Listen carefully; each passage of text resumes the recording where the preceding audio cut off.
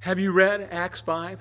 Things were happening in the early church. People were responding to the invitation to repent, be baptized, and become a believer in Jesus. Multitudes were added to their number, and the sick were being healed. They would line the streets, and the sick would be brought in from the surrounding communities. What was the response of the high priests and Sadducees? Because of their jealousy, they had Peter and the apostles thrown in jail. Then another one of those God moments occurs, and an angel comes during the night and takes them out. God instructs them to go to the temple and to speak the whole message of life to the people there. Their absence is not noticed until they went to get them the next day.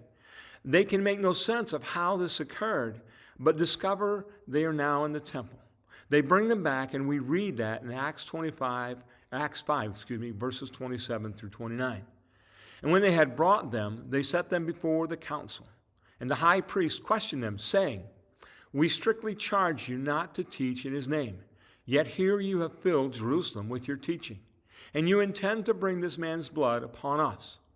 But Peter and the apostles answered, "We must obey God rather than men." The question is, how well do we do that? Obey God rather than men. Are we living in the constraints of men who stand in opposition to God? Peter and the apostles not only said this, but they lived this. This wasn't the first time jail was part of the story. Yet they proceeded to teach about Jesus.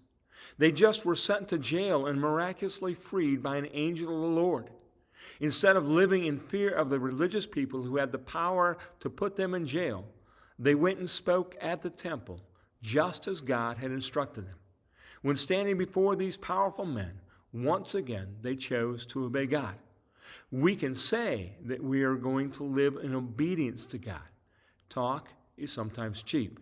Will our actions, like their actions, bear out that obedience? Keep reading, encourage others to read, and expect to find more gems to help us live like Jesus. Thank you.